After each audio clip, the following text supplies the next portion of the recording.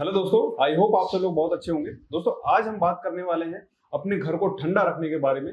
जैसे कि आप लोगों ने देखा ही होगा कि हीट टेम्परेचर बहुत ज्यादा बढ़ गया है। आप लोगों ने देखा ही होगा कि 48 डिग्री के आसपास भी हमारा टेम्परेचर जा चुका है।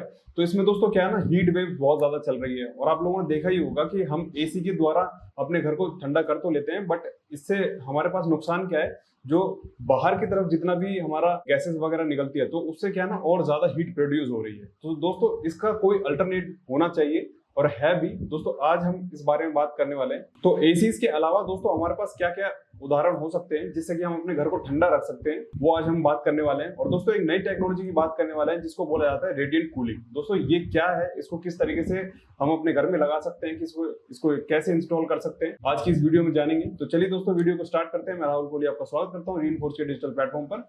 चलिए दोस्तों वीडियो को स्टार्ट करते हैं।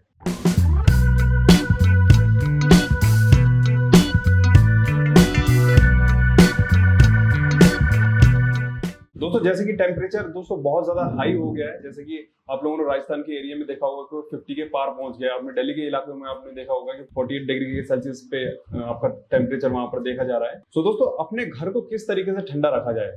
दोस्तों आप लोगों ने देखा ही होगा कि प्लांटेशन के लिए हमारे पास गवर्नमेंट ने बहुत सारे ऐसे रूल्स भी बनाए हैं कि ज्यादा से ज्यादा पेड़ लगाने चाहिए। तो आप लोगों ने देखा भी होगा, जैसे ही हम किसी पेड़ के नजदीक जाते हैं या फिर ऐसे कोई ग्रीनरी एरिया में जाते हैं तो वहां पर क्या है ना, थोड़ा सा ठंडा एहसास होता है। बट अगर हम वहीं कहीं ऐसी जगह पर जाएं जहां पर कॉर्पोरेट ऑफिसेस हैं या फिर मान लीजिए बहुत ही रोड हाईवे ब्रिजेस वगैरह हैं, तो वहां पर हमें बहुत ज्यादा गर्मी देखने के लिए मिलती है एज कम्पेयर टू जहां पर आपका कोई ग्रीनरी एरिया है। सो दोस्तों पहला सुझाव तो यही है कि ज्यादा से ज्यादा पेड़ लगाने चाहिए। हमें अपने घरों के ऊपर भी ज्यादा से ज्यादा ग्रीनरी रखनी चाहिए जिससे कि थोड़ा जो टेम्परेचर है वो कम हो सके। और दोस्तों इसके अलावा और क्या क्या चीजें हैं, जैसे कि मैंने शुरुआत में आप लोगों को बताया था कि एक हमारे पास अल्टरनेटिव है कि रेडिएंट कूलिंग। दोस्तों ये रेडिएंट कूलिंग सिस्टम क्या है, इसके बारे में हम आगे चर्चा करेंगे। दोस्तों रेडिएंट कूलिंग सिस्टम एक तरीके का हमारे पास एक पैनल्स होते हैं जिसके थ्रू हम अपने घर को ठंडा रख सकते हैं। कैसे, इसको हम विस्तार से जानते हैं। सबसे पहले मैं आप लोगों को एक चार्ट दिखाना चाहता हूँ जिसमें हम हीट को एब्जॉर्ब कर सकते हैं, मतलब कि उसको समझ सकते हैं कि जो हमारा ये पूरा हीटिंग सिस्टम है वो किस तरीके से काम करता है। देखिए दोस्तों इस चार्ट में आप लोगों को अच्छे से समझ में आ जाएगा। जैसे कि बाहर की जो टेम्परेचर है वो आप मान लीजिए 45 डिग्री 48 डिग्री के आसपास है। तो जो हमारा रूफ होता है, जो हमारा लेंटर होता है, जो हमारी छत होती है, उसका जो टेम्परेचर होगा वो आपका कम से कम 52 डिग्री सेल्सियस के आसपास हो जाएगा। जैसे कि आप लोगों ने देखा ही होगा, जब भी हम गर्मियों में दोपहर के टाइम पे अगर छत पर जाते हैं तो जो कॉन्क्रीट होता है वो बहुत ज्यादा गर्म हो जाता है, हमें नंगे पैर चला भी नहीं जाता है। तो इस वजह से आप लोग यहाँ पर देख भी सकते हैं, ये जो आपका रूफ टॉप का जो आपका सरफेस है, इसका जो टेम्परेचर है वो आपका कितना 52 डिग्री सेल्सियस के आसपास होता है। और इसी की बात करें अगर अंदर की तरफ, तो अंदर की तरफ अगर मैं इसको देखें तो ये आपका 45 डिग्री सेल्सियस के आसपास रहता है। और यहीं पर अगर मैं वॉल की बात करूं तो वॉल आपका 40 डिग्री सेल्सियस के आसपास और फ्लोर आपका वही 40 डिग्री सेल्सियस के आसपास ये रहता है। और इसी के थ्रू दोस्तों क्या होता है, जो हमारा पूरा रूम होता है वो पूरा रूम एकदम गर्म हो जाता है। और गर्म होने की वजह से दोस्तों क्या होता है कि हमें एसी लगवाना होता है या फिर कूलर वगैरह चलाना होता है। तो दोस्तों एसी अगर लगवाते हैं तो एसी से हमारा होता क्या है, एक तो अंदर का हमारा जो टेम्परेचर है वो कम तो हो जाएगा, बट जो बाहर की तरफ वो गैसेस वगैरह छोड़ेगा, जैसे कि गर्म हवा छोड़ते हैं, गैसेस वगैरह निकलती है, तो उससे क्या है ना, हमारे एनवायरमेंट को भी बहुत ज्यादा नुकसान पहुंचता है। तो इसका अल्टरनेटिव दोस्तों एक चीज ये है कि हमें अपने घरों में रेडिएंट कूलिंग सिस्टम का एक बार यूज करना चाहिए। और वो किस तरीके से होता है आगे हम जानते हैं। देखिए दोस्तों रेडिएंट कूलिंग होती किस तरीके से, ये चीज आप अपने फ्लोर पे, आप अपने वॉल पे, रूफ पे, कहीं पर भी लगवा सकते हैं। इसमें दोस्तों होता क्या है, एक इस तरीके से आप लोग सामने देख पा रहे होंगे, ये जितनी भी आप लाइंस देख रहे हैं ये सारी आपकी पाइपलाइंस है, ठीक है। तो ये जो पाइपलाइंस है ये आप अपने रूफ में इंस्टॉल करवा सकते हैं। इसके अलग से पैनल्स भी आते हैं। और आप जब अपना नया घर बनवा रहे हो या फिर अपना कोई मकान बनवा रहे हो तो ये आप इस तरीके से यहाँ पर लगवा भी सकते हैं। बहुत सारे मॉल्स में, बहुत सारे कॉलेजेस में ये पहले से अप्लाई हो चुका है। तो इस तरीके से दोस्तों ये पूरा सिस्टम होता है। तो इसमें क्या करना होता है कि ये आपके इस तरीके से पाइप यहाँ पर बिछा देते हैं। एक यहाँ पर आपको चिलर की जरूरत होती है और यहाँ पर आप लोगों को कूलिंग सिस्टम की जरूरत होती है, ठीक। तो इसमें से दोस्तों होता क्या है कि चिलर के थ्रू हमारा क्या होता है कि जो ठंडा पानी है वो आपका क्या होगा, रूफ में ऐसे ट्रांसफर करेगा। और ट्रांसफर होने के बाद दोस्तों क्या होगा कि जो आपका कंक्रीट है, कंक्रीट थोड़ा सा वहां पर ठंडा रहेगा।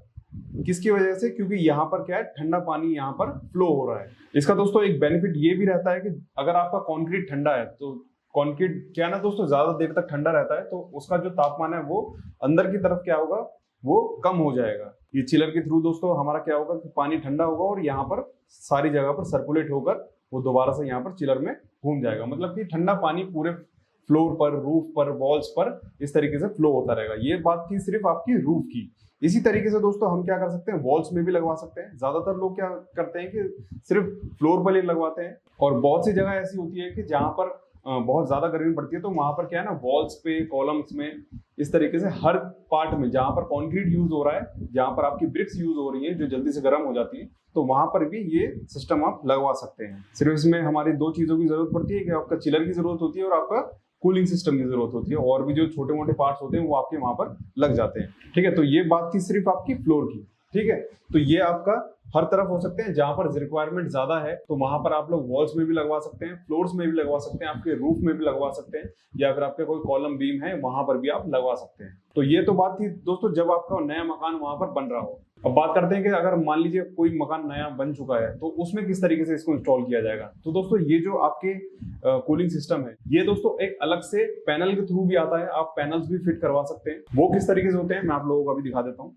अब बात करते हैं दोस्तों इसके पैनल्स की। आप लोग यहाँ पर देख सकते हैं, आपने कंक्रीट में तो क्या होता है ना, कंक्रीट के एक ऊपर सरफेस पर हम पाइप्स को बिछा सकते हैं, बट अगर आप पैनल्स लगवाना चाहते हैं तो पैनल कुछ इस तरीके से होंगे। इसमें इनबिल्ट यहाँ पर पाइप लगे हुए हैं। ठीक है, तो ये तो आपका पैनल रूफ पहले से लगाया हुआ है। इसको हम इस तरीके से देखते हैं तो यहाँ पर आप लोगों को देख पा रहे होंगे कॉपर के यहाँ पर आप लोगों को पाइप लगे हुए यहाँ पर दिख रहे होंगे। तो दोस्तों इसी तरीके से ये सारा पैनलिंग का काम होता है जो आपका रेडिएंट कूलिंग सिस्टम में यहाँ पर काम में आता है।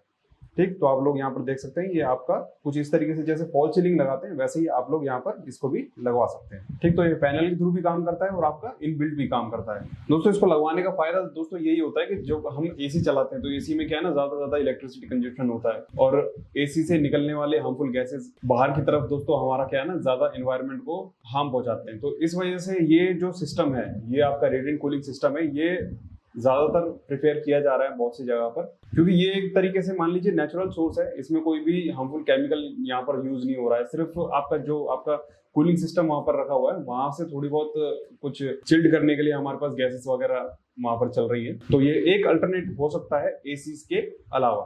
और दोस्तों किस तरीके से घर को ठंडा रखा जा सकता है, जैसे कि मैंने आपको पहले स्टार्टिंग में वीडियो में बता दिया था कि ज्यादा ग्रीनरी रखेंगे तो हमारा एनवायरमेंट अपने आप ही ठंडा हो जाएगा। सो आई होप दोस्तों आप लोगों को वीडियो अच्छी लगी होगी, आपको समझ में आ गया होगा कि ये रेडिएंट कूलिंग सिस्टम क्या है और इसको किस तरीके से हम लगवा सकते हैं। आई होप दोस्तों आप लोगों को वीडियो अच्छी लगी है तो ज्यादा से ज्यादा लाइक कीजिए, ज्यादा से ज्यादा शेयर कीजिए और हमारे रीइंफोर्स के चैनल को सब्सक्राइब कीजिए। Thank you so much.